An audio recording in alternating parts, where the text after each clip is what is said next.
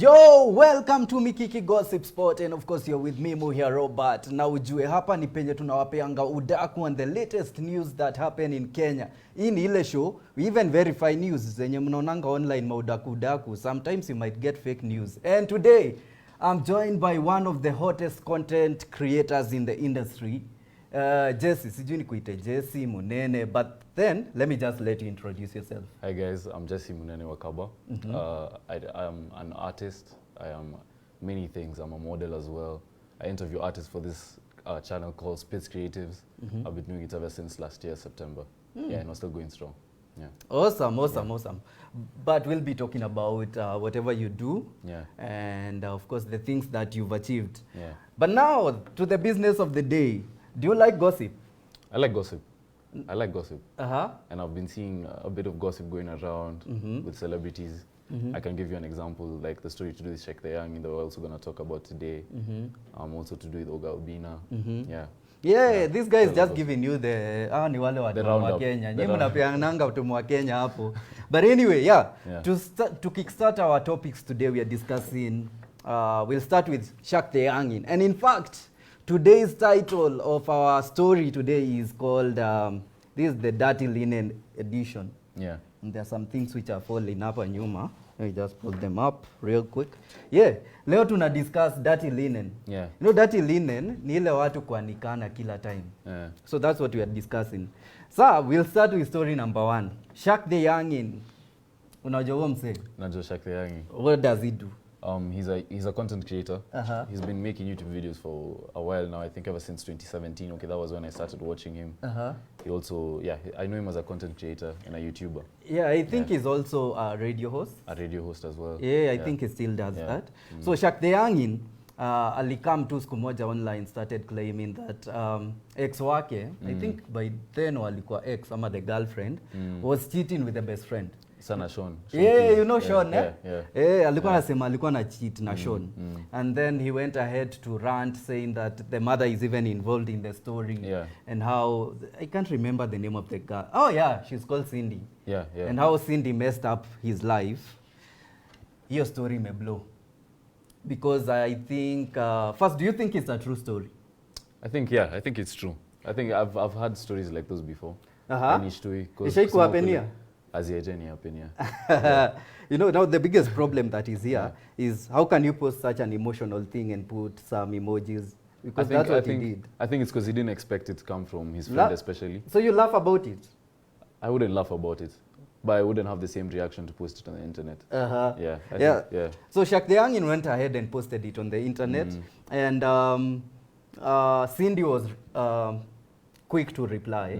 And she said that if someone treats you like trash, you look for the best friend and you do whatever you are doing with the best friend and post it online. So that was a way of getting back. I think that was it Nicki Minaj's song. She has done such a song, so she just copied the lyrics. So for me, I don't think I'm really buying that story. I just think it's clout. You think it's something for clout? Yeah, I think it's just clout. Or is it because people... But I think people are still paying attention to people like Shaq the Yungin still. Yeah. I think he's still relevant. He's still Yeah. relevant, Yeah. but you see, relevance, you just have to keep maintaining Yeah, it. You yeah. just have to make sure people are talking about you Yeah. on a daily. Mm. And that's what I think Shaq the Yungin is doing. Yeah. So it could be a fake story. It could be a fake true story, Yeah, it could be but fake for also me, at the I same time. think it's just clout. Yeah. Because first, I think they are the way they are with Sean, they've gotten to some levels that your boys can't do you like that. Yeah? Yeah, yeah. And if Sean has really done it, hey, sijui ni boys wa wapi. Yeah. 'Cause, Hadi Sean hakujitetea. Like there's no post of Sean. saying by that the he I haven't already seen did. what Yeah. Sean has said. Sijaona post yote. So we're still waiting to hear what Sean is going to say. If Yeah. he's going to confirm, tutakuja hapa tuambie. But then on to the second story of the day. Do you post your relationship online? No, Let's I'm start not. from I'm there. not in a relationship. Oh For those who are out yeah. there. Say by the way, that's an important point. Kwa hivyo madem wenye Madem. wanawatch hapa, I'm make sure single, that you unaweza- comment. Yeah, you can comment. You can, and I can go through the comments and you can see. We can talk. Tutakuwa tunasoma comments zenu. Yeah. Yeah, so the second story, Corazon Kwamboka breaks up with the lover, Frankie just Jim it. And this is what she posted. Unaweza tusomea what she said. I think I was showing you that post. Yeah. Yeah. I'm single. I remember. I'm single. And life continues. Yeah. Yeah. I'm single and life continues. Yeah. It was a photo of a flower, a rose. A black And rose. in black and white. Yeah. Yeah. Is it a black rose? Because I've seen people using it. Niliona Zari alitumia that black rose. I've seen Corazon using the black rose. Yeah. But then I've also seen people using it in weddings. So does that mean pia watu wana break up on a wedding? Maybe I think the fact that they had 2 children also it makes the relationship was strong. You can see that. But I think the 'Cause they did have 2 biggest kids, yeah. the biggest debate that I usually have in my head is first, these things happen real quick. Yeah. And remember, there are similarities between Frankie's relationship right now with Corazon and the previous relationship that he had with Maureen Waitito. First, they are both lawyers, Yeah. Maureen Waitito and Corazon. Secondly, Madem walipata watoi wawili, wote wawili. Walipata watoi wawili. That thing, wote walikuwa wameengajiwa by the same guy. So you can imagine, it has been crazy, so you can see the similarities. It's almost like these guys plans for it, Yeah. you know. Yeah. But so we're still waiting to see if we break up. Maybe it was just a misunderstanding. And it doesn't sound like it's a good week for Frankie. Yeah. Because also the issue to do with his dad and then Yeah. now to do this with his relationship as well. But then kuna hii kitu watu wanasema, ukiacha unaoga unarudi market mbio mbio. Do you think there are some guys who will be interested in Corazon? Many women Will over you be there, I'm sure. interested? No. Shoot your shot.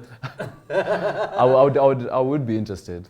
I would be interested. I'm shooting my shot if she's out there. I'm looking for a cougar. Yeah, so if she's ready, I'm ready. But just make sure you have enough money for I just have to have enough money to take care of the kids. You don't worry, just put the kids to bed. I'll do everything else. Yeah. So naangalia hapa kwa comments, I can see Jonah Royal Kinyozi. Anasema Kados Makueni Royal Digital Kinyozi iko well represented. Asanti sana Jonah. Naona Max anasema I like it. Naona Ole Koyo, jina ni ngumu. Lakini tumuite tu Moses. Anaitwa Mose. Anasema like, ametupea like hapo. Steve Kind anasema I like. Unaweza soma hizi zingine. Unaweza soma hiyo Eriko. Steve Kind, like it. Eriko from Lungari, Nico live. Alafu we have over here David saying pamoja. We have Lini Okumu saying together with a handshake. Yeah. So wase nataka mniambie, do you think it's a good thing for people to be posting their dirty linen online? Unaona saa zenye ati una argue na mama, una argue na dem yako pale, ama pia una argue na bishti yako unaweka hizi vitu online. Do you think it's wise? Ama inafaa kuwa hivyo juu siku hizi people are putting relationships online. First, is it a good thing? Do you advocate for it? Yeah, so those are some of the things I need you guys to tell me. Kwa comment section, and of course nitakuwa nasoma comments zenu. And on to our third story of the day. Unajua Notiflow? Notiflow. Yeah. Zai. Notiflow ni artist? Yeah, she's an artist. Msanii, si ndio? Yeah, ni msanii. Namjua yeye. Unamjua eh? So Notiflow alikuwa na umse alikuwa mkatia Instagram in the DM. And umse alikuwa anamwambia yenyewe mimi niko na do. Niko na I earn like 15,000 per month. So nataka kukupeleka out. Notiflow alienda akapost hizo screenshots. Sema huyu msee ananiflosia hapa na 15k per week na mimi I spend $500,000 in a week. in a week. Does she have the receipts? I want to see the receipts. Yeah, aliweka receipts. Aliweka receipts. Yeah, Yeah. but now the bad thing ama the good thing about receipts, you can always edit. Yeah. So we still don't know how sure ama how nini it was. But How echo to that person who's making 15,000 and still short, you know. Let me think. Hadi kama 15k in a 15K. month, in 4 weeks, that is 45,000. 45,000. Hiyo ni pesa. Okay, compared to what Notiflow is earning, if she's spending 500,000 per week. But you see, here's the thing, she's a legend. Yeah. So we don't know if she really has that money. Yeah. So, but anyway, you were saying something about the guy. You commend him for I shooting commend his him shot. at least, even though you're making that money, at least he tried. You know, at least he tried. Yeah. For the men out there, at least he tried. Yeah. That's all I can say. Unaona siku hizi wasichana wakipelekwa au tukimuinvite umwambie uko na pesa ni shida. Anakuambia kwa pesa zake. Umpeleke umwambie una pesa, anasema we ni maskini. Wasichana mnataka nini? Mnataka What do you nini? want? We're trying everything. Yeah. And But Heko that guy. On to our first story of the day. Mulamwah. And your story, Mulamwah. Yeah. We're talking about it. Yeah. I feel like also there's a lot going on. There's a child involved. I'm against it. Okay, what they're doing online, but there's a lot. He's saying he's not seeing his child. The two stories going on. Carol is saying that he told her that he should tell his child that his babake amekufa and he never came to come and see the child. And then Mulamwah on the other hand is saying that she was going to get an abortion 3 months into the pregnancy. So there's a lot going on with that story. Yeah. So chenye huyu msee anatry kusema ni Mulamwah alifanya hivi. Mulamwah of course mnamjua na demu yake alikuwa the chick is called Karosoni. So Mulamwah na Karosoni they were dating and then they had a kid. Then after having a kid, sijui mbona siku hizi watu wakipata watoi after a while mnaachana tu. So wakaachana. And then Mulamwah I think last week akaingia online, started ranting. No, someone asked him on the IG Q&A session, akamuuliza, by the way, how's your daughter doing? Mulamwah akasema, honestly, I don't know how, the daughter is called Kayla. Yeah. Honestly, I don't know how Kayla is doing because the mama, Karosoni, alinikataza kumuona. So I don't know how she's doing. In fact, alisema, nitaambia huyu mtoto babake alikufa. Yeah. So the kid won't know That was enough the from father. Carol. Yeah. So I think this was coming the time they were breaking up. So I think she was so bitter. But now, this week, Karosoni amekuja clarify and of course akakuja na receipts. Nakwambia screenshots ni mbaya. Akakuja na receipts and then she started saying that there was a time they were chatting with Mulamwah. Akauliza how they are doing and she was like, we are doing well. Akamuuliza naweza kuja kuona. Then Carol was like, yeah, unaweza come. But Mulamwah didn't show up that day. And then Mulamwah now today, he has responded. And he has said that Karosoni anapeana hizi stories zote. Yet, pregnancy ikiwa 3 months alikuwa shameza dawa za kutoa. And I remember, if I can remember very well, there was a time they were in hospital. Iyo time during the pregnancy. I think that was the time Mulamwah is speaking about. Asema that time Karosoni alikuwa memeza dawa za kuabort mtoto. Mulamwah had to take her to the hospital and it costed him a lot to maintain the pregnancy. So I think Mulamwah is a concerned dad. And for me, like venye tu nitasema, venye tu nimeshinda nikisema, I don't think it's fair to always put out your dirty linen out there. You know, you can just call someone, sit down, discuss these things without putting them on the public domain. I mean, mtoto Kayla atagrow. Atagrow na ataona hizi vitu. The internet never forgets. It never forgets. Yeah, atagrow, atapatana, dad na mom mlikuwa mna fight. Kumbe dada kwa alive na nilikuwa naambiwa alikufa, you know, such things. So I think it's always fair to at least discuss these things amicably, you know. Pia relationship yenu, I think it's always good to keep it private. Not to put it on blast for the whole world to see it. There's someone who actually told me the moment you put your relationship out there, you're actually dating all these people. And that's why you find nowadays we have wanaitwaje? Online in-laws. So the moment you start dating some chick, you have some friends who tag along online in-laws wanasema always cheering you up. ndo watu wanawaangusha chini because you're dating those people too. Yeah, think about it. True. So yeah, on to our fifth story. Oga Obina. Oga Obina. Oga Obina. There's so many stories about Oga Obina. Which one have you? I just know that he had dated Vera Sidika. Yeah? Was there a time he had dated Vera Sidika? No. I don't know. I can't remember. Was there a time he did? If I'm not wrong. I don't know. Mtatuambia. Kuna time Oga Obina alidate Vera Sidika? No, they'll tell us. The viewers will tell us. Kuna time? Ilikuwa Vera Sidika? Watatuambia tu. Let's wait and see. Comments zinakuja tu in a few. Yeah, so Oga Obina, this time, he posted something on his Instagram, and he said that he was accusing the ex of messing his life up. And this is what he said. Akasema, you messed my life, Sha. My mother and grandmother are starting to think I've lost it. But for what? Then, hiyo kitu alieka like a question, na akatag nani. No, akauliza, who said these words? Then akatag ex wake, Shali Onyango. Remember, Oga Obina, while he was dating Shali, waliachana pia wao. It was very ugly online. And Shali was moved on real quick. Venye watu wanasema, unaoga, unarudi kwa soko. Ya lioga, akarudi soko, akaangukia mzungu. I think right now she is not living in Kenya. Is she living? Yeah, she's not living in Kenya. He didn't leave Kenya with her. Who? Like she left his ex-girlfriend. Is this the ex-girlfriend or udem yake saa mpya? Ex, Shali. Oga Obina ako na mzungu? Si unasema si aliwachana. No, Shali ndo alianza kudate mzungu. Mzungu, yeah, Shali. So alienda sama juu. I think she lives there, yeah? So Oga Obina akatag ex wake. But then, for me, I don't think they are really having issues with Shalin. Because I think he was shooting shot at Nani, Shaq the Yungin. Yeah.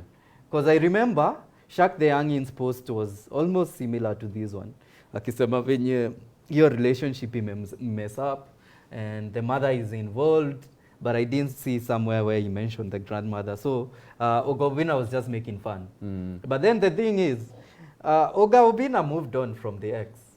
Why is he still going to tag the ex up? Do you still talk to your exes? I think it's just to clout. They say the same way, just looking for clout. Do you still talk to your exes? No. Why? There's no need. There's no need to talk. What are you guys talking about? So you can be friends? No. You can never be friends with your exes?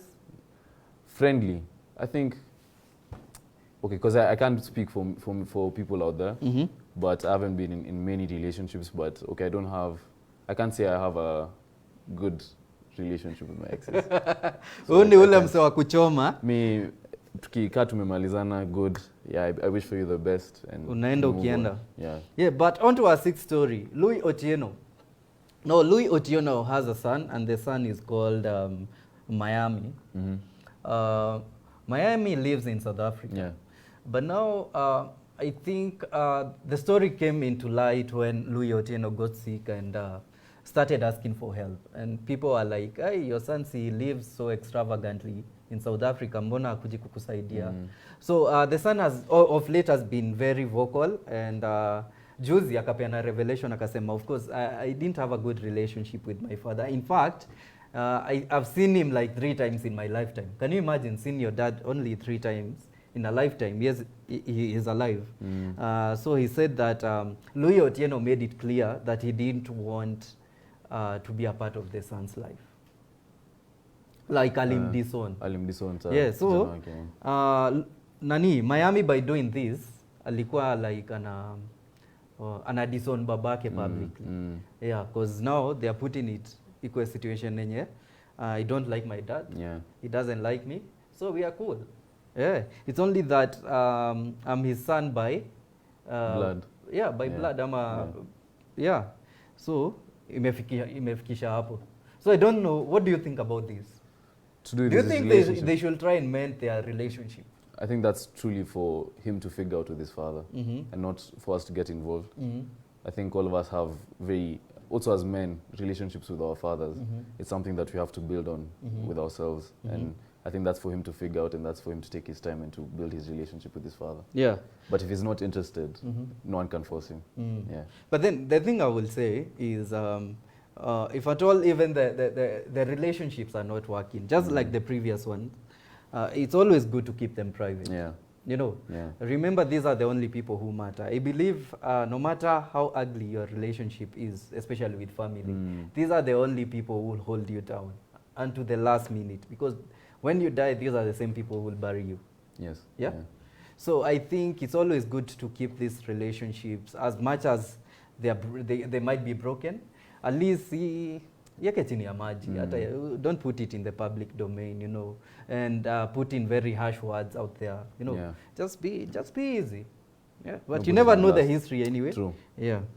And on to our last story of the day. Kumbukeni tunauliza maswali. Tunauliza, do you think it's a good thing to be posting issues zenye uko nazo online? Whether it's relationship, work issues, watu wenye ushinda tu wamejaza status. Do you think it's a good thing? And tukisomanga hii story ya mwisho tutakuwa tunasoma comments zenu. And our last story. Yeah, Nyashinsky. Nyashinsky last week, was it last week? Yes, last week he promised fans that he's building them a city. Itakuwa inaitwa Nyashinsky City. And this week ali release ma graphics zingine za kuonyeshana how Nyashinsky City itakuwa inakaa, and they were really zilikuwa kali sana. Of course mnaziona hapo, the viewers can see them. That's how it looks like. Do you think it's a real city? I think it's maybe for him to, I think he has a project coming on the way. But do you think it's a real city? I don't think it's a real city. I think it has to do maybe with an album that's coming up that he's not telling us about, an event probably that's coming up that he's performing in Kenya. Yeah, that's the same thoughts I had. Na nakumbuka last Friday tukiwaletea Gossip Spot hapa tuliwaambia this might be a story, it might be true, it might not be true, it might be a metaphor, you know. Can be speaking in metaphors. And of course, for now, I think my nini is more clear, my conscience is more clear, because I think it's an album. My bet will be on an album. Yeah, my bet is also on an album. Not an event. It's an album. And I think from last week, kumekuwa na albums zimekuwa released. Today, Savara released an album. Nadi Nyashinsky is on the project. It's on the project, Savara's. Yeah. I'd gone for the Nilienda listening party. Yeah, how was it? It was good. Ngoma yao ni kali. And Nanikali by there. Yeah. So you can expect what Nyashinsky is going to release in his artwork. So it's going to be fire. Yeah, it's going to be fire. And also, I think Chris Kaiga has released an EP. Yeah. And no, it was an album.